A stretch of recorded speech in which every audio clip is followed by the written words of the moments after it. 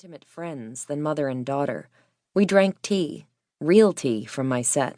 We played house, recited verses, and were very silly together, making faces, laughing at the same things.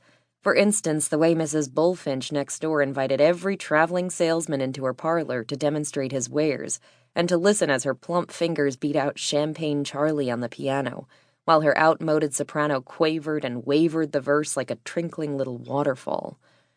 Vibrato notwithstanding, Mrs. Bullfinch piped with gusto. "Champagne Charlie is my name. Rogan and stealin' is my game. I got drunk last night and all the nights before. Ain't gonna get drunk no more." This she followed with Whispering Hope, at which point Serena suggested that the commercial traveler was likely whispering hope that the recital might be nearing an end.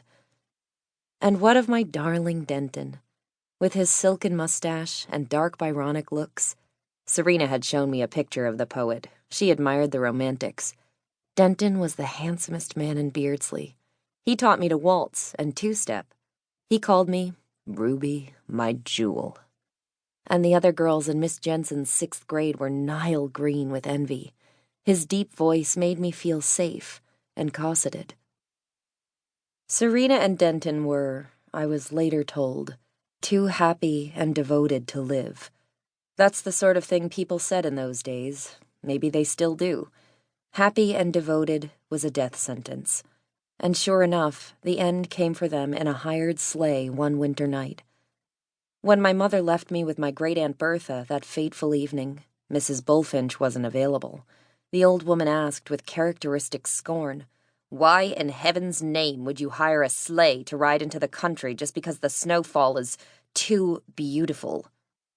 Aunt Bertha was as cold-blooded as the ordinary garden skink. But I understand the why, even if she didn't. Other than a man kissing you on your ruby birthmark and pressing his body against you, a beautiful snowfall is the closest thing to magic that can be found.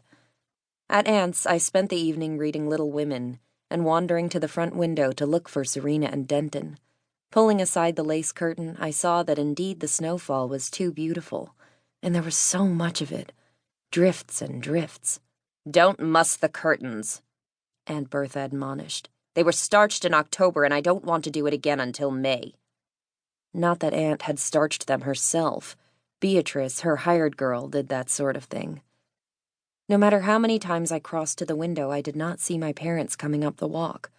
In the dining room adjoining the parlor, Aunt sat at the table reading the Bible and sighing, impatient for bed, but unable to retire until I was fetched.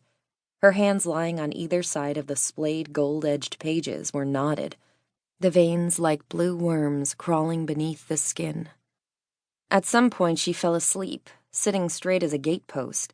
On the brown velour sofa I too dozed, but woke with a start when Aunt cried, "Good heavens! It's past midnight and they're not back." She hurried to the window, slapping the curtains aside. "Frivolous, inconsiderate people. They're out there dead somewhere." The next morning, in that year of 1910, a uniformed constable came to tell us that a farmer had found Serena and Denton frozen, their lame horse nearly dead. Later in the day, Aunt sat me down on the brown sofa and told me that I would stay with her until other arrangements could be made. She entertained no desire to accommodate a penniless 12-year-old orphan, frivolous by birth. From our rented house on Chestnut Street, I was allowed to retrieve a tintype wedding portrait of my parents, the tea set, some of Serena's books, and a small painting by Clarice Manetti, a teacher of art at the college, the bank of a stream where a cowherd lay in dappled sunlight, in the background cows coming down to drink. Something about the cowherd had pleased Serena, and it pleased me. The sunlight, eternal in the cowherd's world, played kindly with his pale hair and winsome features.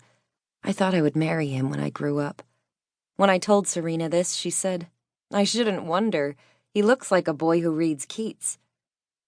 Beyond these few treasures, all else would be sold to pay for Serena and Denton's burials. "Not that books and sheet music and a few sticks of furniture will pay for much," Aunt disparaged.